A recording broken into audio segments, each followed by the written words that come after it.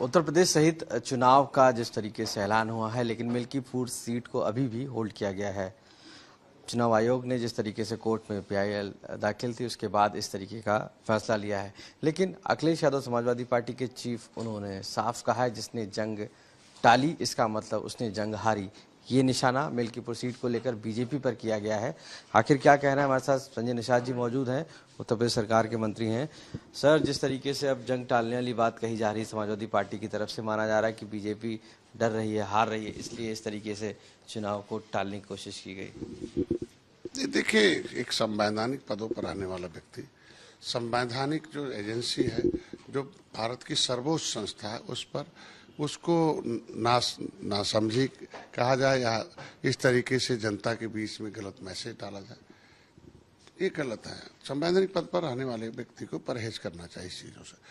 चुनाव आयोग का अपना निर्णय है।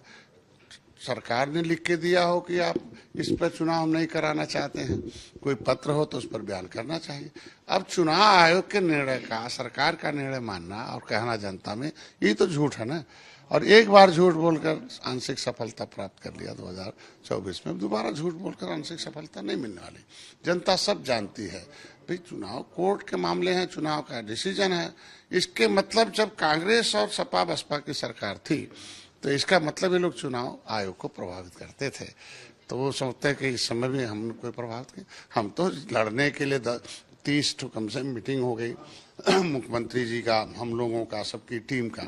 हमें चुनाव टलवाना हो तो मीटिंग क्यों करते हैं हम लोग तो जीत के तैयार। बल्कि यह चुनाव घोषित न होने से हमारा नुकसान है इस बात का कि विपक्ष फालतू बयान करके लोगों को भ्रम फैला रहा है। कम से कम यह बयान का मैं उचित नहीं मानता हूं। और चुनाव आयोग है, सबको सम्मान करना चाहिए, लोकतंत्र है, और एक संवैधानिक पदों पर आने वाले व्यक्ति को और सम्मान करना चाहिए। हम चुनाव आयोग का मिल्कीपुर सीट को लेकर समाजवादी पार्टी को ज्यादा ही उस मूड में रहती है कि अटैक करती है बीजेपी पर। देखिए, एक होता ना, किसी को आंशिक सफलता मिल जाए कहीं, बस उनको है। आज के दिन में वही इसलिए है कि आज के दिन में जब वहाँ फैजाबाद में एक निषाद बेटी की इज्जत लूटी गई, उसके साथ व्यभिचार हुआ, समूह में हुआ, सदन में आवाज उठाए, मुख्यमंत्री आवाज उठे, प्रतिक्रिया जब उस पर कार्रवाई शुरू हो गई, तो ये लोग क्या मांग कर रहे थे कि डीएनए टेस्ट होना चाहिए।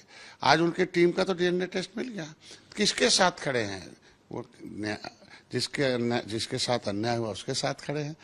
किसके साथ खड़े नजर आए? जो अन्याय करने वाला था।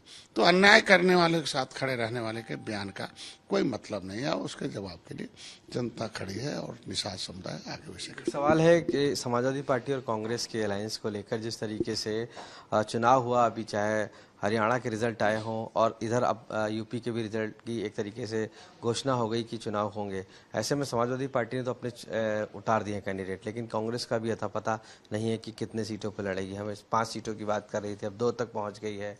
और कहीं ना कहीं मुंबई में भी समाजवादी पार्टी नेता ने कहा है कि वहां पर सीटें मिलेंगी, अगर कांग्रेस को देगी तब हम यूपी में देंगे। आपको लग रहा है ये जो गठबंधन की बातें चल रही हैं, अब उपचुनाव का डिक्लेयर हो गया एक तरीके से, उसके बाद सफल रह पाएगा, बीजेपी के खिलाफ खड़ा हो पाएगा जैसे पहले खड़ा था?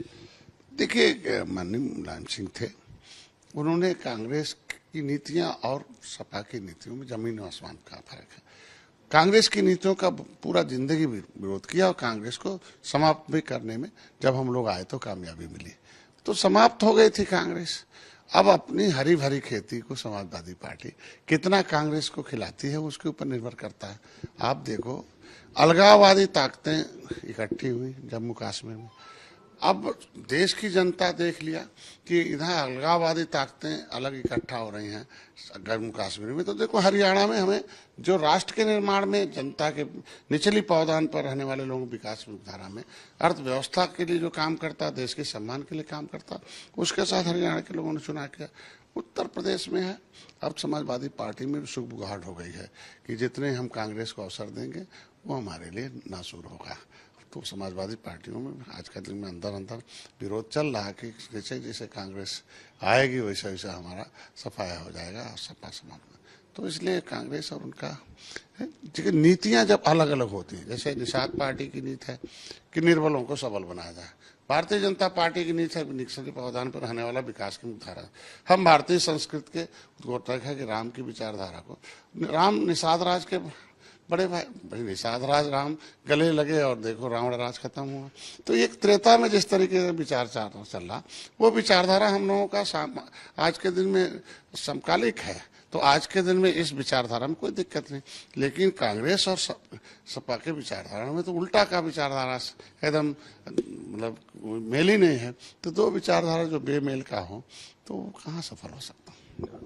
कैबिनेट मंत्री संजय निषाद जी साफ तौर से मानना है कि सपा और कांग्रेस की विचारधारा में मेल ही नहीं खा रहा है, तो ऐसे में अलायंस कहां तक सक्सेसफुल होगा ये तो देखने वाली बात होगी। लखनऊ से कैमरा पर्सन रोहित कांत मिश्रा के साथ आशीष श्रीवास्तव, आज तक।